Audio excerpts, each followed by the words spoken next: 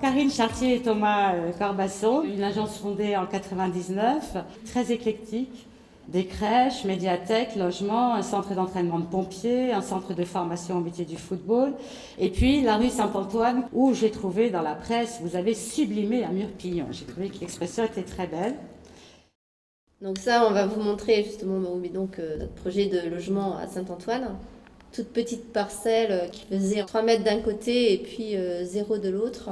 L'idée, c'était de préserver donc ce pignon et de venir accrocher dessus un immeuble ultra mince qui en même temps reprend le gabarit parisien et vient s'aligner sur le reste des façades et terminer l'îlot.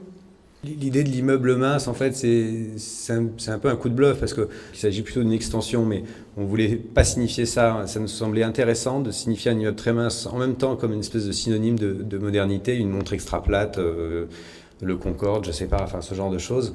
Et puis en même temps, comme clin d'œil à ce qu'on peut voir parfois à Paris, parce qu'avec Haussmann qui a tracé ses rues en superposition, on se retrouve parfois avec des parcelles triangulaires. Et quand on regarde les façades haussmanniennes, on a l'impression que les gens habitent le papier peint. Tous ces pignons, ils sont les uns à côté des autres, tous les 5 mètres, il y a un pignon. Et puis en fait, quand on commence à toucher un pignon, en fait, il y a un problème de tassement différentiel. Donc on a dû trouver des solutions techniques pour pouvoir mettre en place ces extensions de logement. L'idée, c'était de ne pas créer de poids, c'est-à-dire qu'il y avait toujours le poids identique. Quand on construisait quelque chose, on démontait en même temps. Alors il y a eu un moment très intéressant dans le chantier où en fait les deux immeubles se sont superposés, c'est-à-dire qu'il y avait les murs de l'ancien et les murs du nouveau qui étaient construits sur certains niveaux, donc on devait se faufiler entre les cloisons de la construction et de l'existant. Le bâtiment de la Chambre de commerce et d'industrie à Amiens se situe juste à côté de cet hôtel particulier début XXe siècle en fait. Plutôt que de s'inscrire dans une logique de réponse à ce bâtiment, on s'est dit on va répondre dans une logique d'inscription dans le parc. Ça c'est la première modélisation qu'on a fait en fait pour arriver à faire notre toiture végétale. On a joué sur la torsion du bac acier, ça nous a permis de faire une structure, je vais pas dire 2 fois moins chère, mais avec toutes les triangulations en moins, quoi. Avec un calpinage qui pourrait correspondre à des ardoises. Ça, c'est le prototype. Avec la charpente métallique, on avait une très bonne entreprise de charpente que je remercie. Voilà, ça, c'est l'implantation. Et ça, c'est quand c'est poussé. On voit encore un tout petit peu la forme des panières. Ça dépend des endroits. Là, ça va. Là, on la voit encore un peu. Ça, c'est l'auditorium qui est en dessous. Alors l'auditorium, on l'a fait un peu différent, comme une espèce d'objet précieux qu'on découvre comme une surprise en fait. Il y a 3 tailles de planches qui correspondent à un pourcentage d'absorbant qui nous a été calculé par notre acousticien.